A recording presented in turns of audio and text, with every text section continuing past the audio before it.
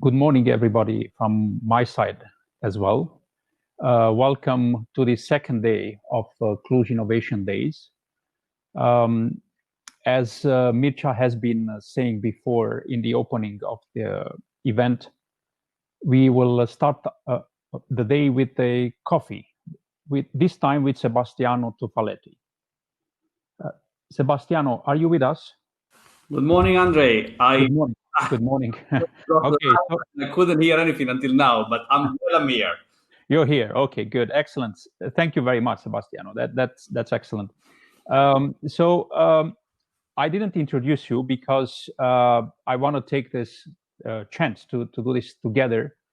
You're at home, right? I am at home. We are in almost lockdown in Brussels because this is they say now the second capital in Europe for intensity of COVID, number of cases. So we are almost everybody is at home. Okay, so thank you again, Sebastiano, for joining us.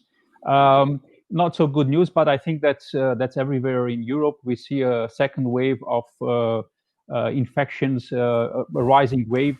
I think here as well in Romania, we will soon be at the same point where we will have to consider again, maybe not a full lockdown, but anyway, stronger measures to contain the rate of infection. But this is not the reason why we wanted to have this coffee together, Sebastiano. We will get there. But first, I would like to invite you to present yourself and maybe tell us a little bit about the Digital SME Alliance and specifically why you are in Brussels with this organization.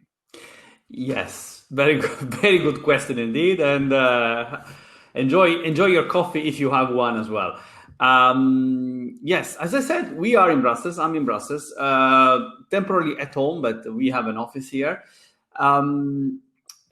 Working for the European Digital SME Alliance, as you said, which is Europe's association representing the interest of small and medium-sized enterprises in the digital sector.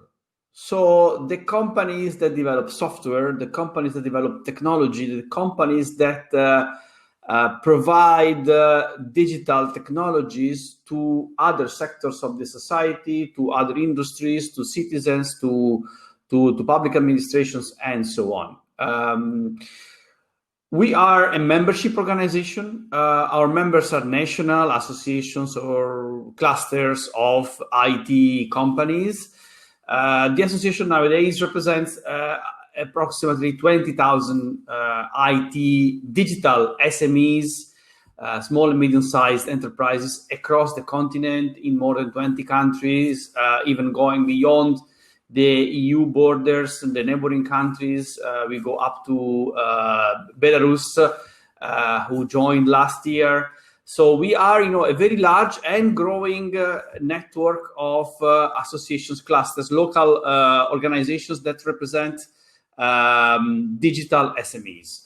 And the purpose, of course, is to make sure the voice of these companies is heard in Brussels. Why?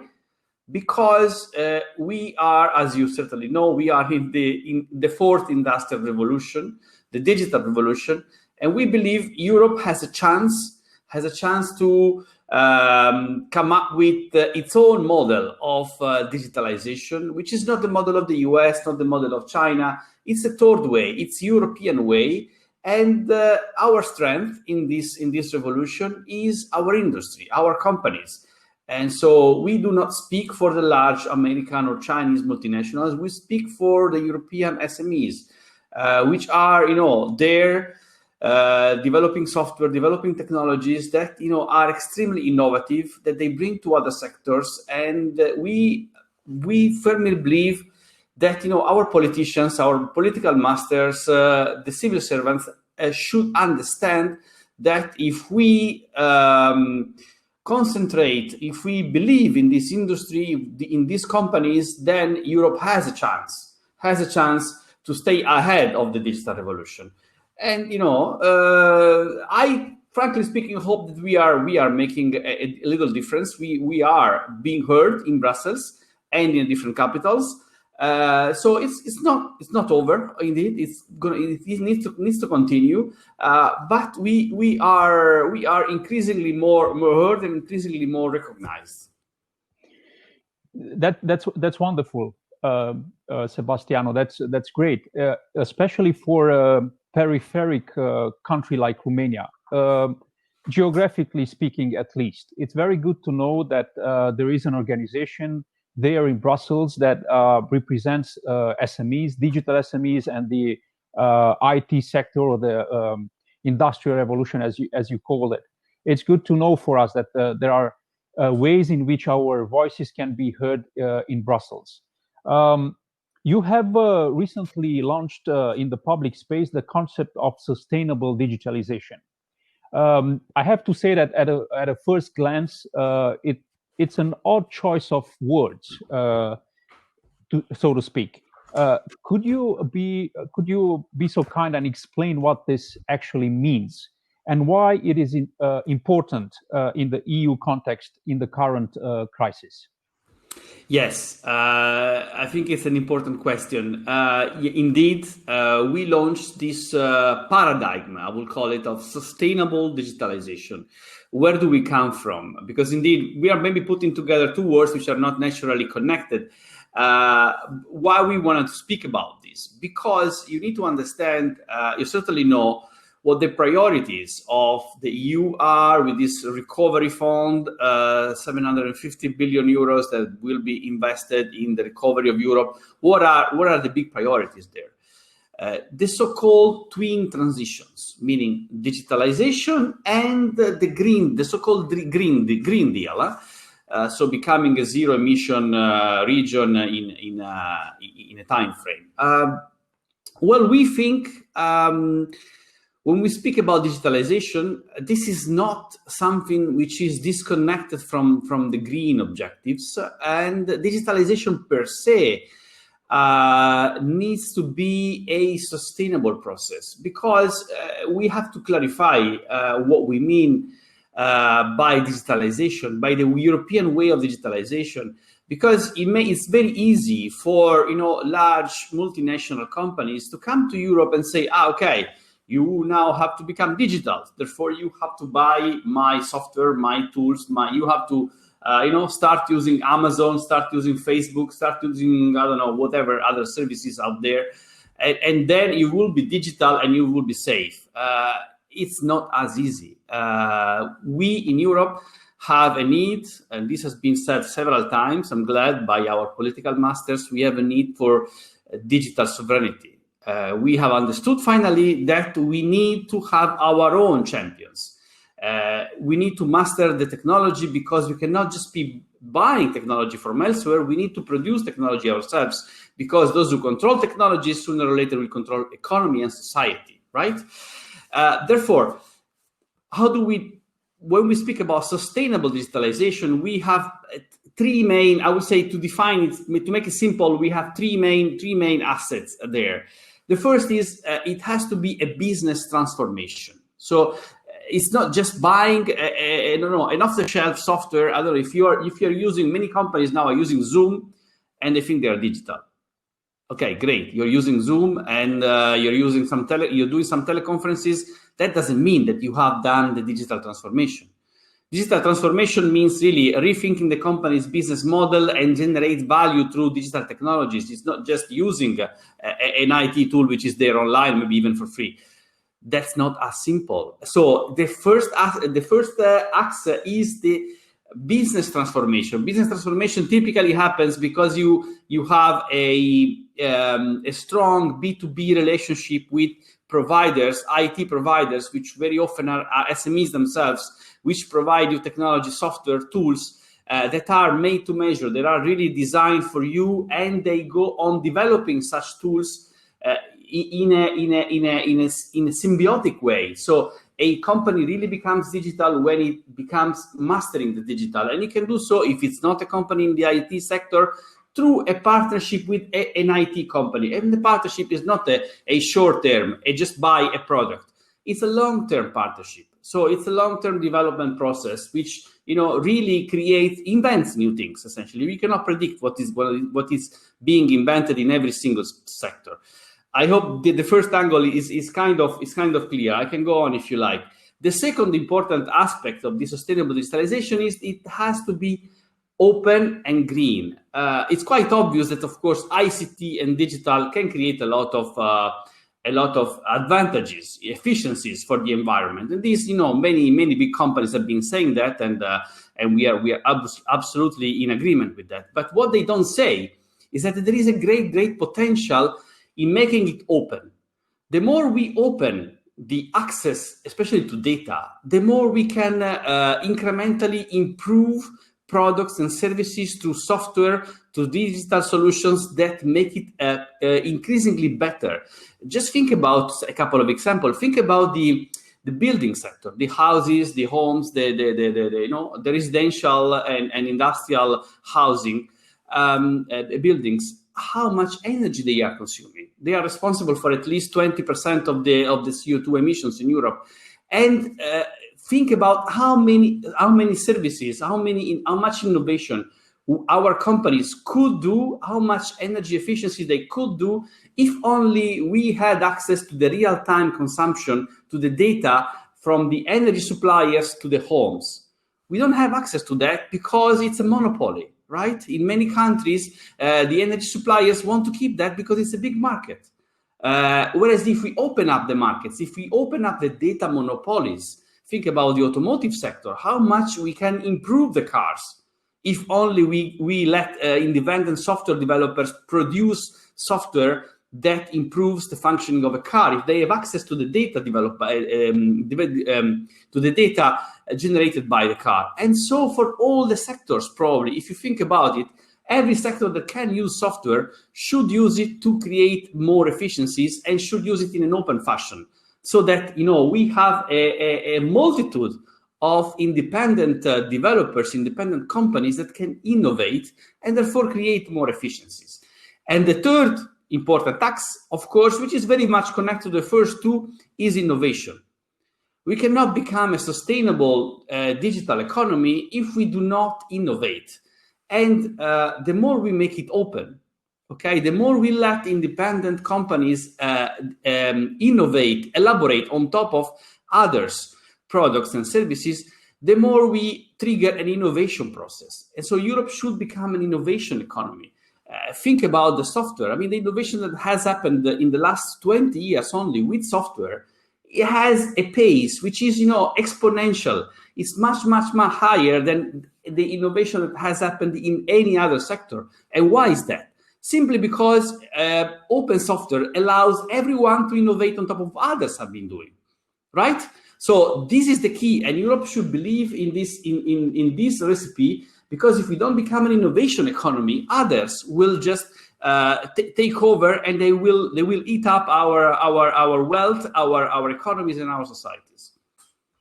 Yeah, thank you, Sebastiano. Very good explanation of this concept of sustainable digitalization. Now we get it, we grasp it, and that's wonderful. I was wondering why you were speaking about this. Do you think that the crisis has had any contribution to accelerate this process of digital transformation in Europe, especially? Yesterday we had a speaker, the CEO of Emerson here in Cluj, and she quoted Winston Churchill, who said that do not let a crisis go to waste. And I think that's a very good quote. Do you think that this crisis that we are currently traversing has accelerated, as I said, the process? And if yes, do you see it as such from Brussels in relationship, especially with the European Commission?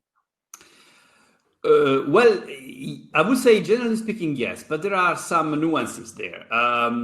Because indeed, what we see, which is quite obvious to everyone, that it has opened the crisis opened a kind of Pandora box, and finally people start understanding that technology is there to help them, and they were very shy. Many people, many businesses, many public administration were very shy before, and now they become more confident about the use of technology, and this creates indeed a lot of opportunities. And we all see this, and there is no denial. However, what many of our companies are saying, yes, but of course, the risk is, what is the risk? That the pandemic, the crisis, creates a climate of uncertainty by which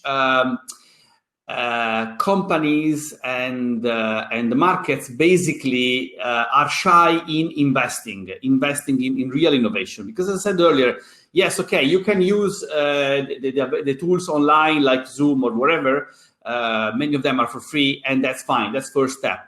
But the real digitalization is an innovation process, which is a continuous process. It's a vicious circle, whereas you, company, even rethink your own business model, right? It's not just using something, it is really rethinking the company business model. And that, of course, takes an investment. And we need to make sure that the pandemic is an opportunity and doesn't stop the investments. Because if we only stop to the first level, which is, okay, now we use the teleconferencing, in a few years' time, we are done.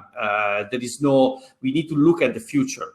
And therefore, what we are saying to our governments is, we have this big investment, the recovery fund, 750 billion. Let's use it for good purposes. Let's use it to trigger a process of sustainable digitalization, a real innovation economy. Let's not waste it just buying, off-the-shelf hardware and software. Of course, we need that. We're not against, buying all the equipment that is necessary.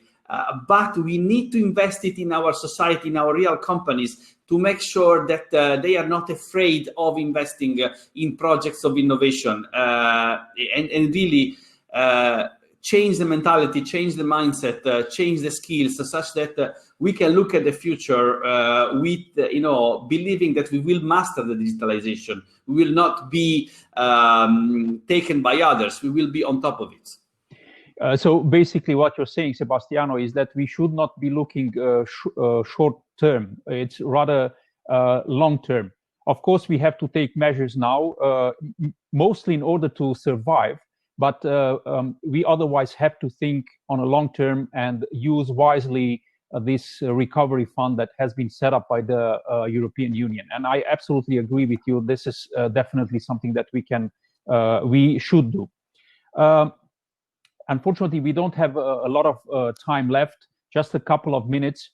I don't want to close this morning session with you before we delve into another, let's say, hot question that is, let's say, on the table of many decision makers here in Europe. And that is related to the relationship between Europe, US, and China. So how do you see the position of the European Union between these two tech giants? Yes, it's a complex question to address in a couple of minutes, but indeed, I know. I had only complex questions for you, but okay, let's. It's okay. We can. I can try to tell you something. What I at least think, what my organization has been saying. Indeed, Europe's model should not be to close entirely down ourselves, as we see this coming trade war, between US and China, and we don't think that Europe's model should be to be completely closed and become an ecosystem that somehow is isolated from the rest of the world. This is not in Europe's culture per se. But yes, we should also believe that faced to this dichotomy between US and China, Europe, especially in the digital revolution, with two models which are completely different, the market versus the state and so on. Faced to that, we think Europe should have its own third way of digitalization. We have the European way, which is not the US, not China. It's something different. We have our own values, and we should believe that we are capable of being up to speed and make a digitalization which is more ethical, more sustainable, and not necessarily depend on others. Of course, collaborate with others, work with them in an open manner. But believe that we have the third way, and we have a lot of companies in Europe that can do it.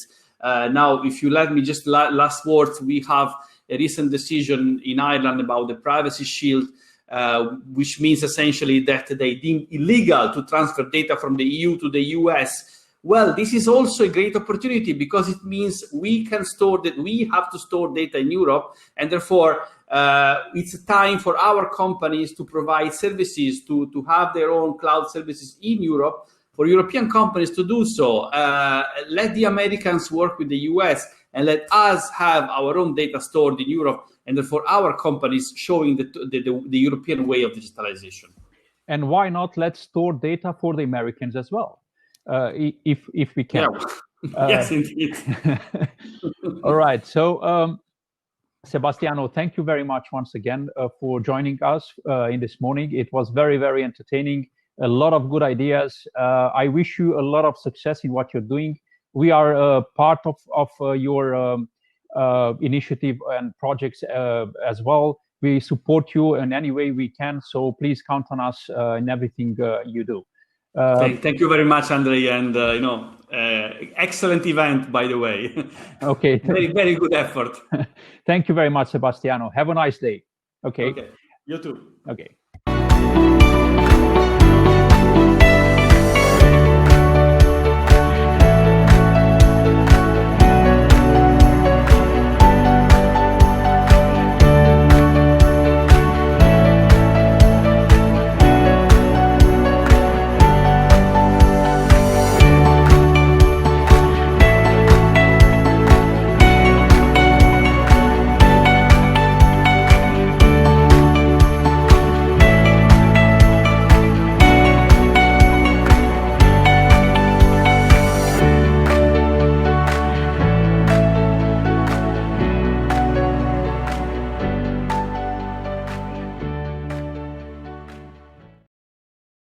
Cluj Innovation Days 2020 is part of the Future Skills lifelong learning program.